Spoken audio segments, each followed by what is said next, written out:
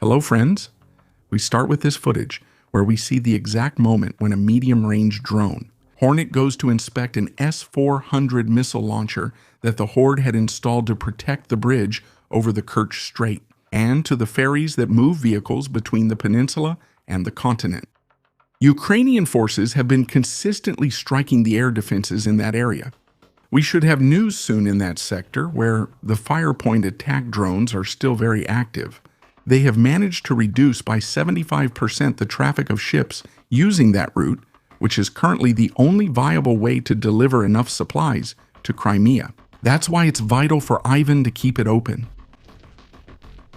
A patrol of Ukrainian special forces infiltrates the gray zone, where they find a position where two illegal tourists have built a couple of posts in which they decided to take, according to them, a well-deserved nap. But their awakening was quite unpleasant as they found themselves staring straight into the barrels of the defenders' rifles, who at least woke them up gently so as not to alert the positions of other invaders nearby. So they were quickly disarmed and then transported to the Ukrainian positions, where after telling everything they know about the Horde's movements in the area, they will be sent to join the prisoner exchange pool. While they wait, now they can sleep peacefully without being woken up. This video is for our Spanish friends, as in it we can see the MIM-24 Hawk anti-aircraft missile battery of the 201st Ukrainian Anti-Aircraft Missile Brigade in action, destroying multiple Horde intruders over the south of the country. The unit operates from Permobasc and used to operate only S-300 systems, but it received a battery of Hawk missiles donated by Spain as reinforcement. These systems offer medium-range attack capability and, despite their age, have demonstrated a remarkable 85% effectiveness rate. These systems are credited with intercepting multiple Russian Kh-59 and Kaliber cruise missiles, as well as dozens of Shahed loitering drones. The Spanish Hawk systems complement more advanced Western systems like the Patriot, NASAMS, and Iris-T by providing lower-cost coverage against low and medium-altitude threats, which helps Ukraine conserve its scarce advanced interceptors for ballistic missiles. The campaign of attacks against the rear of the Horde in Zaporizhia is moving forward at a rapid pace, and on August 2nd, operators from the 3rd Nashik Battalion of the 414th Systems Brigade, Magyar's drone operators attacked and destroyed most of a Russian convoy of 3 tanker trucks, escorted by several mobile anti-aircraft vehicles that were traveling near the occupied city of Primorsk. Ukrainian reconnaissance operators identified and began to track the convoy, transmitting its position in real time. They called in a swarm of mosquitoes that descended on Ivan's vehicles, first taking out the last tanker truck in the column, whose explosion covered the escort vehicle behind it with burning fuel. So I would consider that one lost as well. Seeing the massacre behind them, the rest of the column accelerated to maximum speed while their colleagues' vehicles turned to ashes. But the mosquitoes weren't done with them yet, and one of them went for the next tanker truck, causing it to explode and veer off the road. Unfortunately, the last truck managed to keep going with 2 of the escorts, but let's think positively. There are plenty of mosquitoes patrolling that road, and surely further ahead they ran into another ambush with their name on it.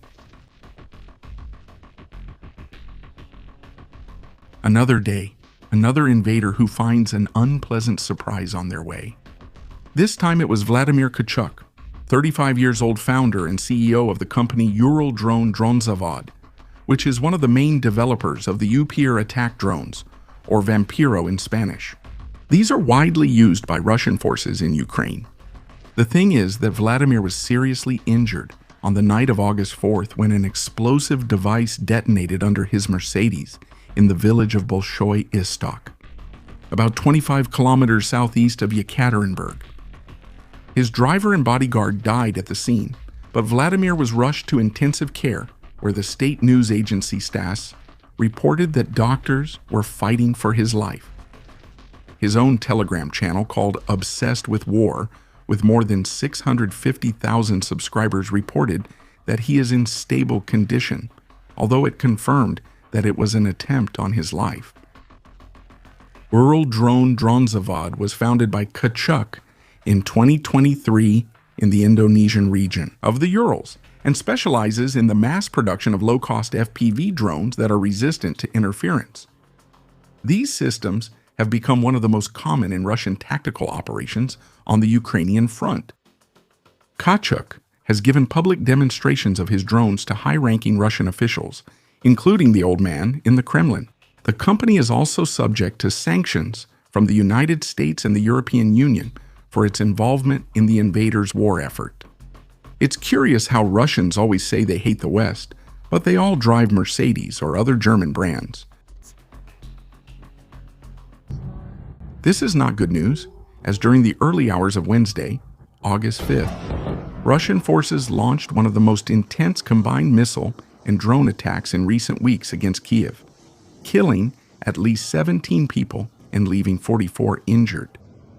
The attack, which began shortly after midnight and lasted for more than an hour of air raid alerts, included 24 Iskander-M and S-400 ballistic missiles, 4 Zircon hypersonic missiles, and 115 attack drones.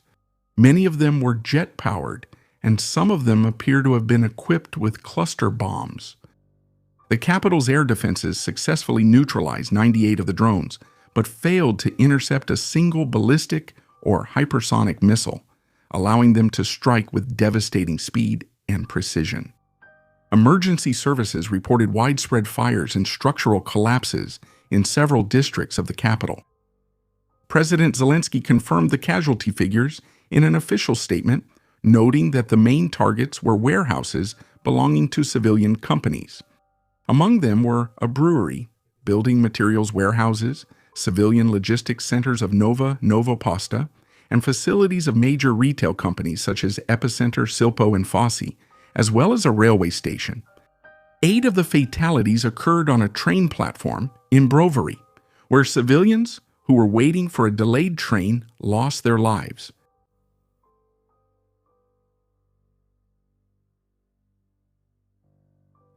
Zelensky said that these lost lives are due to the shortage of ballistic missiles.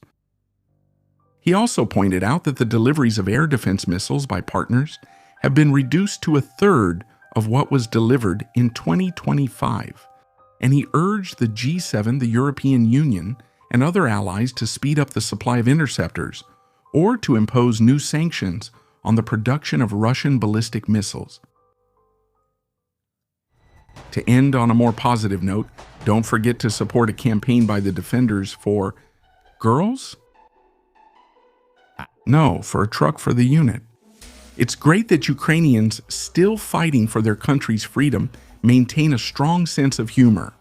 If you can't contribute, at least share these campaigns on your social networks. Every euro, dollar, or peso helps. If you want to see additional content about the war in Ukraine, I invite you to visit our 2 new channels, where we present information about the war in a different format. Don't forget to check them out. Remember to visit our Patreon, where for just $1 you'll have access to a large number of uncensored videos and documentaries. Don't forget to leave a like and subscribe to the channel. Thank you.